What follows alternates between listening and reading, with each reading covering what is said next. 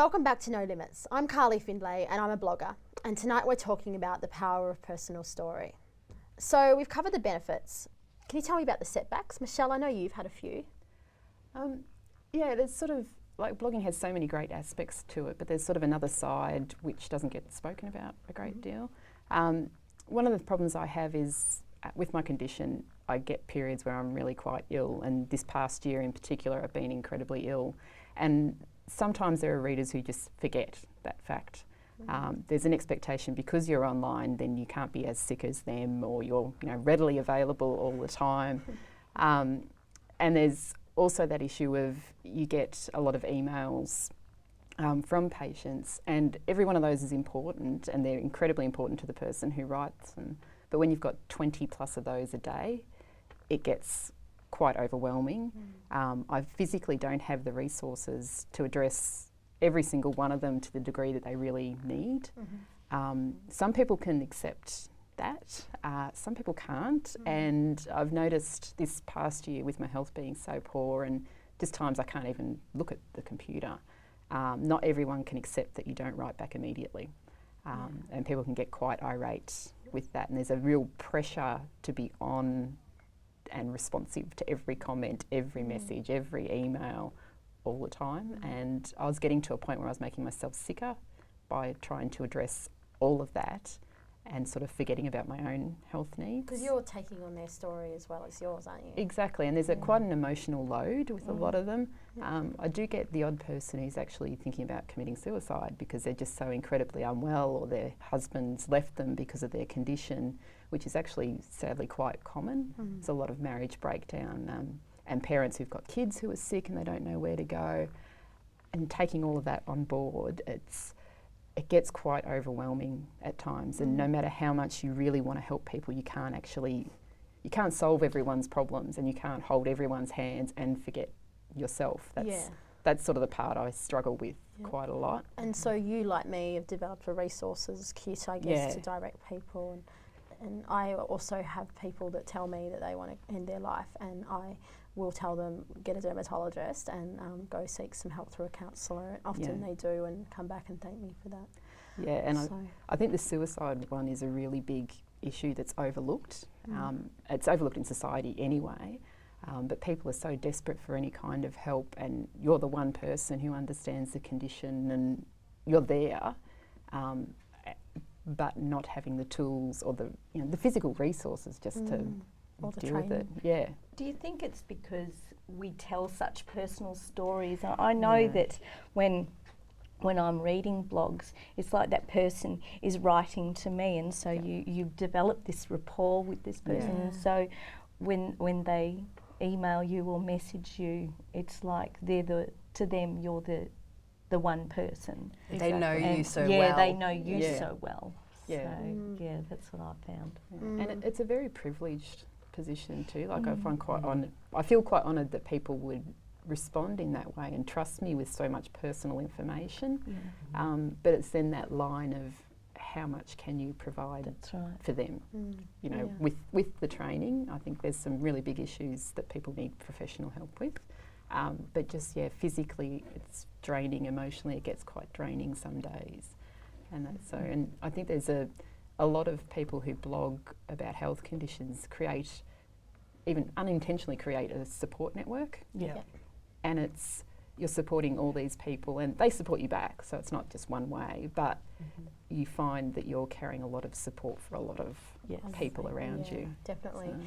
And on to the issue of blogging being a bit draining. Hayley, I know that sometimes you've taken a step back from online. Can you talk a bit about that? Absolutely. I mean, I've been blogging for about 7 years, I think I figured out. And at some stages I'm just so sick I can't type or I can't talk, so I can't use a computer, and I need to take time out for me. There's been other times when I need to take time out because I'm just not coping well. I'm not coping with my illness, I'm overwhelmed by life, and whilst there's a place to share that, there's also a way to share that. So if I find I'm sharing it in a way that's just pure negativity, or I'm not actually working through my issues and that sort of thing, I just will think it's not time to write now.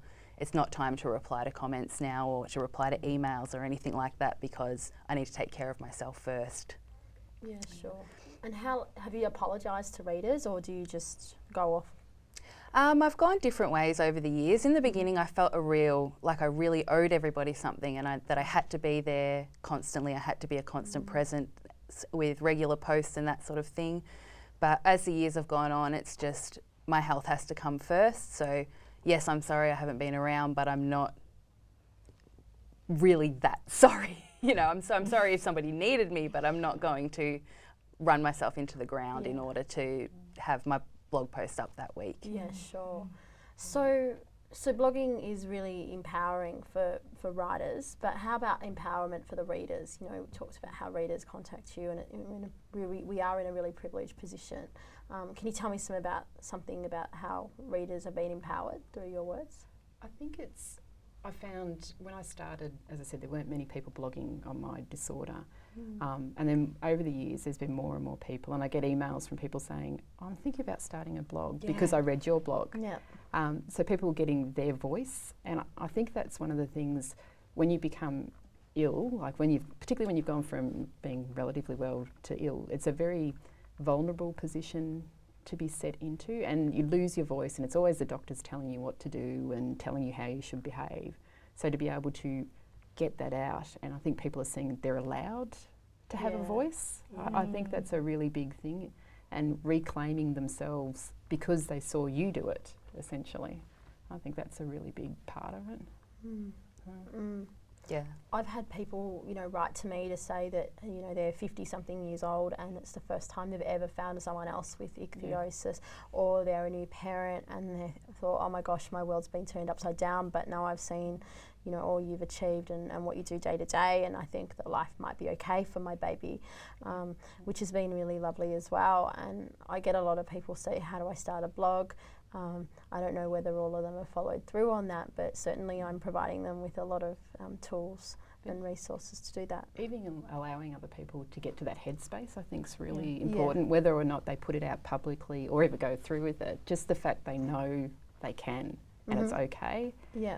Because there's so many stereotypes about sickness and disability, and it's always negative, like it's your life's over sort of thing. And all of a sudden there's 4 of us here sitting in front of a TV thingy, having a life and giving back, and it's productive and happy, and yes, it's hard at times, but and I think it's that leading by example sort of thing. I think, and there's a pressure for that, but I think also if you blog about or even just put on social media about your everyday life, so what you've cooked or what you've worn, that fosters a really good conversation, and I guess it shows that you're out there living life and not necessarily that disability stereotype as well. Yeah, that's what I've found with my blog, that they, people who have just had this child who has been born with achondroplasia or a form of short stature, that, they come to my blog and they see me driving to work and doing my garden and doing some craft and running,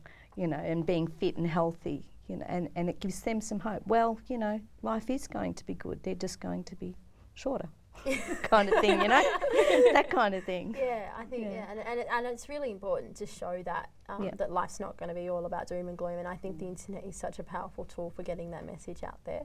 I think it's also really good to share other people's stories on your blog, and I know that I've done that, and you've all done that as well. Actually. Yeah, I've certainly tried to. Yeah. Well, because for we have an awareness month once a year, obviously. Yep. For October, so the last 2 years I've done guest posts. So essentially it's people, last year was a focus on Australian and New Zealand patients, and we had caregivers respond, and all different ages. And then this year I did one with exploring dysautonomia through the arts, and people submitted original photos and pictures and poems, and it was just a really good feel to see all these people doing all these creative things, some for the first time they'd ever shown a piece of work.